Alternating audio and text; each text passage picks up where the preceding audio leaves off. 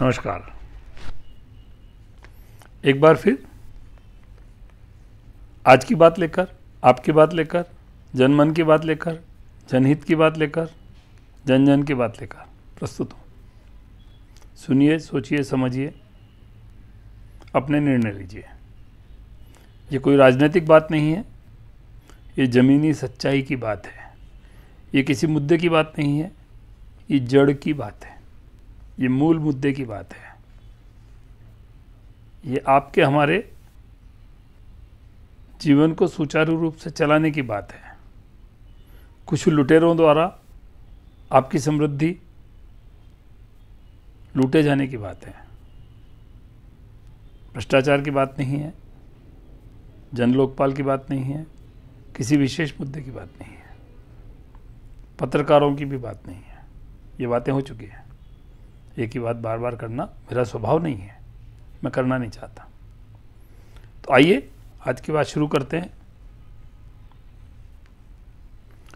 पिछली सरकारों ने कुछ नहीं किया, आज की सरकारें कहती है। पिछली सरकारें कहती है कि हमने नहीं किया तो तुम बेच रहे हो। क्या बेच रहे हो? हमने बनाया था। न इन सरकारों ने कुछ बनाया है, न उन सरकारों ने कुछ बनाया था। जो कुछ भी देश में प्रगति हुई है, आपके हमारे करने से हुई है, आपके हमारे कमाने से हुई है, आपके हमारी मेहनत से हुई है, मजदूर और किसान की मेहनत से हुई है, व्यापारी और उद्योगपति की मेहनत से हुई है। कमाने कोई सरकार नहीं जाती। सरकार खुद कमाई नहीं करती, हमारी कमाई से हिस्सा लेती है, उस हिस्से का खर्च करती है, वेतन पर खर्च करती है, रक्षा पर खर्च करती है, पुलिस पर खर्च करती है, न्याय व्यवस्था पर खर्च करती है, और लोकल गवर्नमेंट साफ सफाई पर खर्च करती है, बिजली पानी की व्यवस्था करती है। ये खर्च के बाद विकास के काम किए जाते हैं। कई बार सरकारें उपक्रम लगाती है। सरकारी उपक्रम लगाने के कई कारण हो सकते हैं, मैं उन कारणों में नहीं जाना चाहता। किसी सरकार ने कुछ नहीं बनाया, चाहे ये सरकार हो या पिछली सरकार या उससे पिछली सरकार या उससे पिछली सरकार। जो कुछ बनाया है देश की जनता ने बनाया है, देश की जनता के लिए बनाया है। देश की जनता सर्वोपरि है। देश की जनता अपने नुमाइंदे चुनती है। ठीक से चुन पाती है या नहीं, ये भी विषय हम कवर करेंगे। सवाल ये है, मूल सवाल ये है कि जब बनाया जनकोष से जाता है, बेचने पर जो पैसा आए वो जनकोष में जाता है, तो फिर हमें झगड़ा किस बात का है? सरकारें सिर्फ निर्णय लेती है, और ये निर्णय लेने की आज़ादी हम सरकारों को देते हैं हमारे वोट के द्वारा। हम उन्हें हमारा नुमाइंदा नियुक्त करते हैं, हमें उन्हें अधिकार देते हैं। जब हमारे अधिकार से उन्होंने निर्णय लिए हैं, फिर दूसरा सवाल आता है कि फिर झगड़ा क्या है? आज़ादी है, आज़ाद मुल्क में हम रह रहे हैं, आज़ाद मुल्क में हम विचरण कर रहे हैं, और आज़ाद मुल्क में हमने जिन्हें चुन के दिया, निर्णय लेने के लिए जिन्हें मनोनीत किया, जिनका चयन किया, वो अगर निर्णय ले रहे हैं तो हमें उनसे आपत्ति क्यों है? अभी आपत्ति ये है, आपत्ति चोरी की है, आपत्ति डकैती की है। जनकोष से बना है, सही बात है। जनकोष में जमा होगा, ये भी सही बात है। बनाने में भी कुछ खाया गया है, बेचने में भी कुछ खाया जा रहा है। ये जो खाया जा रहा है, ये परेशानी की बात है। इसे 2 नंबर की बात कहते हैं। 1 नंबर की बात का कोई झगड़ा नहीं है। आपको उपक्रम चलाना है, आप निर्णय लेने के लिए स्वतंत्र हैं। आपको उपक्रम बेचना है, आपकी मर्जी। जनता को उससे कोई फर्क नहीं पड़ता, क्योंकि जनता को अगर पैसा जनकोष में आता है, पूरा पैसा आता है, तो उस पैसे से जनता का दूसरा काम हो जाएगा। अब सवाल ये आता है कि पुराने ज़माने में कहा जाता था, सुनार के पास 3 बार सोना गया तो उसी का हो जाता है। क्यों हो जाता है? कुछ कांटे का होता है, कुछ कांटे का होता है, कुछ टाँके का होता है। कई मद हैं, कुछ बनवाई का होता है।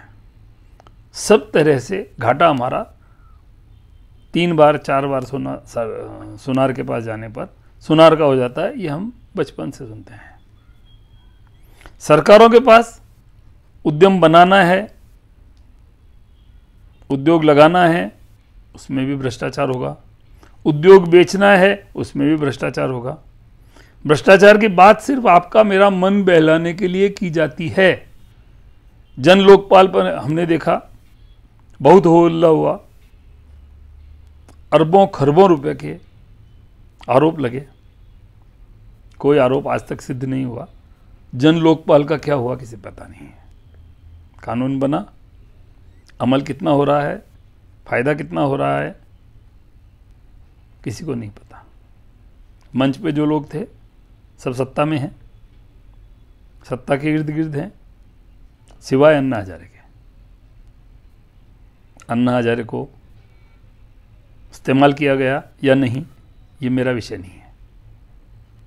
विषय ये है कि भ्रष्टाचार की बात सिर्फ आपके मेरे मन बहलाने के लिए है। चुनाव लड़ने में 2 नंबर का पैसा खर्चा होता है, हम सभी जानते हैं। नोट लेकर जनता वोट करती है, सुविधा लेकर वोट करती है, सोसाइटियां कुछ खर्च करवा कर वोट करती है, कोई दारू पीकर, कोई खाना खाकर वोट करता है। ये सब भ्रष्टाचार नहीं तो क्या है? ये सब सिस्टम को दीमक के समान खा रहा है। किसी सरकार ने ये या उसके अधीन अधिकारी वर्ग ने या उनसे जुड़े सत्ता के गलियारों में विचरते दलालों ने कभी कोई काम बिना 2 नंबर नहीं किया। कोई पैसे के प्रलोभन में, कोई सुरा सुंदरी के प्रलोभन में बेचा खरीदा जाता है। जो बिकता नहीं है वो टिकता नहीं है। उसे या तो मुकदमों में फंसा दिया जाता है या यमराज को अर्पित कर दिया जाता है। हम लोकतंत्र के लिए परिपक्व नहीं है। हम हमारे अधिकारों को, हमारे कर्तव्यों को समझते ही नहीं है। हम बड़े बलिदानों के बाद, देशभक्तों के जीवन की आहुतियों के बाद आज़ाद हुए हैं, पर आज हम राष्ट्रीय व अंतर्राष्ट्रीय साजिशों का शिकार हैं। तेजी से गुलामी की ओर बेतहाशा बढ़ रहे हैं, दौड़ रहे हैं। एक एक करके समझाता हूं क्या हो रहा है।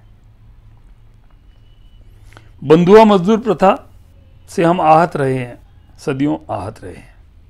आज हम फिर जाने अनजाने इसे अपनाने पर आतुर हैं। कृषि में बंधुआ मजदूर मुझे दिखाई दे रहा है। बड़ी बड़ी कंपनियां, बड़े बड़े कारपोरेट घराने जमीन ले पाएंगे नए कानून के तहत। किसानों को 10% किसानों को ही समर्थन मूल्य मिलता था, अब शायद वो भी नहीं मिल पाएगा, 5% पे आ जाएगा। सवाल ये नहीं है कि ये कानून क्या था, वो कानून क्या था। सवाल ये है कि समग्र कानूनों का निर्माण, निर्मिति किस तरीके से होता है। हम बंधुआ मजदूर की तरफ बढ़ रहे हैं। हम बाल मजदूर प्रतिबंध की बातें कर रहे हैं, किताबों में लिखी है। जमीनी सच्चाई ये है कि अगर मजदूरी बाल नहीं करता है तो भूखा मरता है। भूखा मरना सबसे बड़ा पाप है, सबसे बड़ा जुर्म है। चोरी करके खाना अच्छी बात नहीं है, काम करके खाना बुरी बात नहीं है। इन्हीं सब में हमें उलझा कर रखा जाता है। शिक्षा में भारी भरकम मुनाफाखोरी है, चिकित्सा में भारी भरकम मुनाफाखोरी है। कानून की गुहार आम आदमी के बजट के बाहर है। पत्रकार बिके हुए हैं, बुद्धिजीवी डरे हुए हैं, या सब बिके हुए हैं।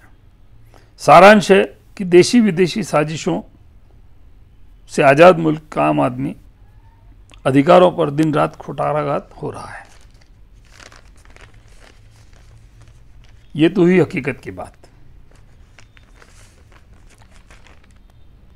अब आप कहेंगे इसका मुकाबला कैसे करें?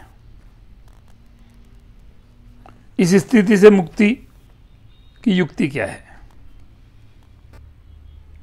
आइए मेरे कुछ विचार इस पर सुनिए। जनता राजनीतिक पार्टियों में न बटे। एक पार्टी जनता की, दूसरी पार्टी नेता की, ऐसा समझा जाए। नेता किसी भी पार्टी का हो वो नेता है, जनता किसी भी पार्टी को वोट दिया हो वो जनता है। जनता एक पार्टी है, नेता दूसरी पार्टी है। यह हमें समझना होगा। चुनाव के वक्त हम अपना निर्णय ले सकते हैं जैसा लेना चाहें। चुनाव के बाद नेता बिरादरी चाहे पक्ष का हो चाहे विपक्ष का, एक पार्टी है। जनता बिरादरी चाहे अमीर हो गरीब हो, एक पार्टी है। हमें आपस में बांटने की जो राजनीति की जाती रही है अंग्रेजों के जमाने से और अंग्रेजों के जमाने में भी, इस राजनीति का खात्मा करना होगा। हमें जनहित के मुद्दों पर, जन प्रश्नों पर, जन समस्याओं पर चर्चा करनी होगी। चर्चा करने के लिए इन सबको बाध्य करना होगा, चाहे वो पक्ष हो चाहे विपक्ष हो, चाहे पत्रकार हो चाहे कोई भी नेता हो, कोई भी आदमी हो, उसे हमें बाध्य करना होगा कि उसने जनहित की बात को सर्वोपरि रखना है। राजनीतिक मुद्दों में हमें रस नहीं है, भावनात्मक मुद्दों में हमें न उलझाया जाए। हमारा इससे भला होने वाला नहीं है। हजारों आदमी रोज मार दिए जाते हैं, हम एक आदमी की मौत पर प्रश्न खड़ा करके 24 घंटा टीवी दिखाते हैं। शर्मनाक है। पर मैं आज पत्रकारों के खिलाफ नहीं बोलना चाह रहा हूं। वो पत्रकार नहीं है। कौन है वो? हिंदुस्तान की जनसंख्या में 100% लोग अगर हम गिने जाएं तो उसमें 2% लोग ऐसे हैं जो दोहन कर रहे हैं। उसमें माफिया है, उसमें नेता है, उसमें पत्रकार भी कुछ है, उसमें कुछ चोर जज भी है, उसमें चोर वकील भी हो सकते हैं, उसमें कुछ शिक्षा वाले चोर हो सकते हैं, उसमें कुछ चिकित्सा वाले चोर हो सकते हैं, उसमें कुछ धर्मगुरु चोर हो सकते हैं। ये सभी आपके मेरी समृद्धि का दोहन कर रहे हैं। शोषण किसका हो रहा है? छोटे व्यापारी का, मजदूर का, किसान का, आपका, मेरा, नौकरी पेशा का। शोषण हमारा हो रहा है। 98% लोगों का शोषण हो रहा है, 2% लोग शोषण कर रहे हैं। 98% होने के बावजूद 2% पर हावी नहीं हो पा रहे हैं, क्योंकि उसमें 90% लोग चिर निद्रा में हैं, स्वार्थ से सने हैं। उन्हें किसी से कोई लेना देना ही नहीं है, या तो वो अपनी समस्याओं में इतने संलिप्त हैं कि उन्हें सोचने समझने का अवसर ही नहीं है। गरीबी ही उनकी सबसे बड़ी समस्या है। उसी से उबरने में 40-50% लोग लगे हैं। बाकी जो लोग हैं स्वार्थ में सने हैं, मरणासन्न है, हिम्मत खो चुके हैं, सोचने की शक्ति खो चुके हैं। बचे कौन? बचे 8%, 9% लोग, जिनमें कुछ जान बाकी है जनहित की, जिन्हें लगता है कि ये देश अपना है, जिन्हें लगता है कि इस देश के लिए कुछ करना है, जिन्हें लगता है कि इस देश को सुधारा जा सकता है, जिन्हें लगता है कि सिस्टम खराब हुआ है, सड़ा नहीं है, सुधरने की गुंजाइश है इस सिस्टम में, ऐसा जिन्हें लगता है, वो 7-8% लोग हैं। अब उन लोगों को हिंदू मुस्लिम में बांट दिया जाता है, धर्म में बांट दिया जाता है, पक्ष में बांट दिया जाता है, सत्ता पक्ष, विपक्ष ए, विपक्ष बी, विपक्ष सी, विपक्ष डी। उन लोगों को एकत्र नहीं होने दिया जाता है। नतीजा 2% लोग राज करते हैं, 2% लोग सारी समृद्धि सफाया करते हैं। हम कठपुतली की तरह जीवन जी रहे हैं। इन 8%, 9% लोगों का, जिनको लगता है कि देश सुधर सकता है, जिनको लगता है कि इसमें जान बाकी है, उन्होंने क्या करना चाहिए? उन्होंने अच्छे और सच्चे इंसानों को चुनना चाहिए। पक्ष नहीं देखना चाहिए, चरित्र देखना चाहिए, इंसान का चरित्र। अपराधी नहीं चुनना चाहिए। निर्दलीय मिले, निर्दलीय को खड़ा किया जा सके, निर्दलीय को बिना उसका खर्चा करा के चुन लिया जा सके, वो आदर्श स्थिति होगी। शायद 10-20 साल में हम वहां तक पहुंच पाए। शुरुआत अभी करनी पड़ेगी। शुरुआत हम नहीं करेंगे तो हम कभी नहीं पहुंचेंगे। बहुत सारी अड़चनें आएंगी, बहुत सारे लोग आएंगे। इतनी आसानी से 2% लोग 98% लोगों से अपना कब्जा छोड़ने वाले नहीं हैं।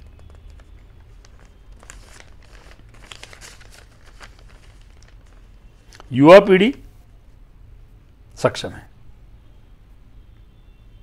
कुछ समय के लिए मेरी विनती है कि युवा पीढ़ी 2-3 साल के लिए मनोरंजन के साधनों से दूर रहने की कष्ट करें, कोशिश करें। समय खराब करने के साधनों को अंतर्राष्ट्रीय साजिशों के तहत परोसा जाता है। कोई मोबाइल एक सिस्टम पे काम नहीं करता है, कोई मोबाइल एक तरीके से इंफॉर्मेशन नहीं देता है, कोई सॉफ्टवेयर एक तरीके से नहीं चलता है। हर एक के कानून, हर एक के नियम, हर एक की चीज़ें अलग अलग है। आपका समय बर्बाद करना है, वो जानकारी लेने में आपका जीवन निकल जाता है। कम से कम आप इस्तेमाल करें, जनहित के लिए इस्तेमाल करें, जनहित पर मंथन शुरू करें। जीवन आपका है, देश आपका है, आपको चलाना है, आपको संभालना है। जन समस्या और उसके समाधान पर चर्चाएं चलाएं, वेबसाइट बनाएं, ऐप बनाएं, स्थानीय, प्रांतीय, राष्ट्रीय स्तर पर एक दूसरे से जुड़े, सिस्टमेटिक तरीके से जुड़े, जनहित की ज्योत जलाएं कि कोई ऐसी ज्योत जलाएं कि कोई उस पर बुरी नज़र न उठा पाए, उसका बाल भी बाका न कर सके।